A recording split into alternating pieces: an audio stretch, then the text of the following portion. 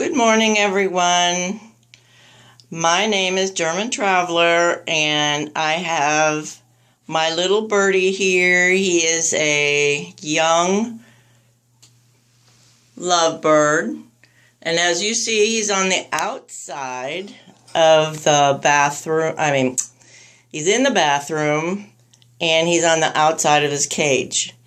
I have just transferred from a smaller cage and we're going to a bigger cage, because even being that he's a lovebird, I think the other cage, which was about 1/3 as smaller, was a little bit too small with all his little toys, because they love to jump around and it was getting crowded. However, the main reason I'm making this video is for training purposes. I've had several other birds, and lovebirds are some of the most, let's say, challenging, because they are a little feisty. So instead of doing all those wonderful, yes, you can get it, clicker things, and I'm going to incorporate some of that for as far as taming, hand taming.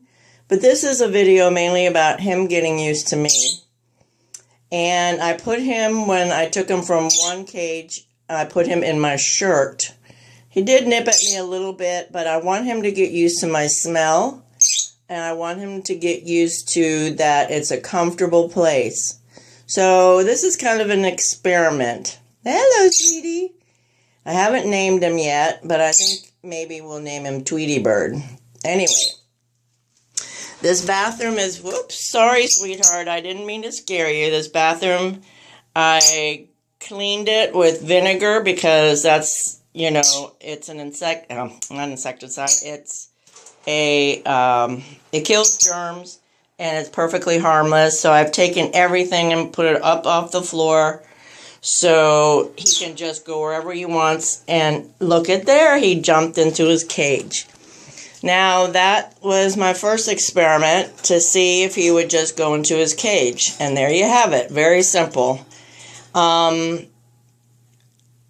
Mainly, I want him to feel like I am not going to harm him. I'm his buddy, and I'm giving him a little free will, and that's the experiment on free will. There you go. You like your swing already.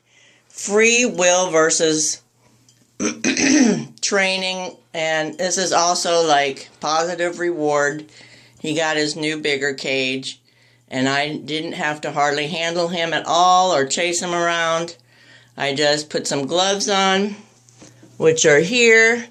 They're not leather, but they've got a little bit of a leather insert, and like, you know, kind of dressy, warmish gloves.